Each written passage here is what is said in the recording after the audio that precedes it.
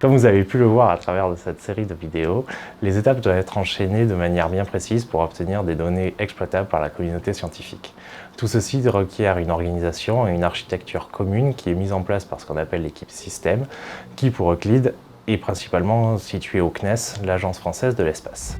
Le but est de jouer un peu le chef d'orchestre entre les différents instruments au code scientifique pour qu'ils jouent tous en harmonie. Le chef d'orchestre va s'assurer que les musiciens jouent le même morceau.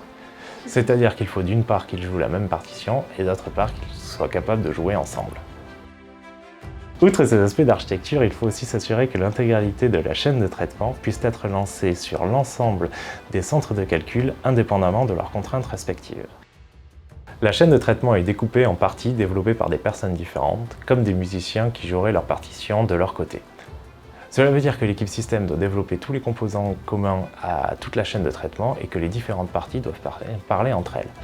En effet, une modification dans une première étape peut avoir des conséquences sur l'étape en aval et vice-versa. Ou encore, s'il y a un problème dans le traitement d'une image, il faut avoir une vue globale et faire en sorte que les différentes parties communiquent entre elles pour identifier la source du problème. En bon chef d'orchestre, l'équipe système vient assurer un rôle central dans cette répétition qu'est le test intégral de la chaîne de traitement en le planifiant depuis 3 ans de l'identification des besoins jusqu'à la réalisation. Cela veut dire qu'il a fallu définir avec l'ensemble des acteurs la portion minimale de ciel qu'il fallait traiter pour pouvoir tester l'ensemble des parties, y compris celles les plus tardives. En effet, celles-ci ne peuvent pas tourner sur seulement quelques images, mais d'un autre côté, nous ne pouvions pas non plus simuler l'intégralité du ciel car cela aurait été trop coûteux en temps et en calcul. Prenons le schéma type d'une journée d'observation Euclide pour mieux comprendre. Euclide va faire 20 observations sur une journée. Le lendemain, les données seront envoyées au sol. Puis, on va lancer le traitement VIS pour pouvoir réduire les données. 3 jours après l'acquisition, on va pouvoir lancer le traitement des données photométriques du NISP. Ensuite, pour pouvoir lancer MER, il va falloir attendre 3 à 5 jours, car pour pouvoir traiter une tuile, il faut attendre que l'ensemble des observations qui la recouvrent soient reçues et traitées, ainsi que d'avoir à disposition les données EXT des relevés des télescopes Sol. Une fois que c'est fait, on va pouvoir lancer la mesure des redshifts photométriques dans la foulée.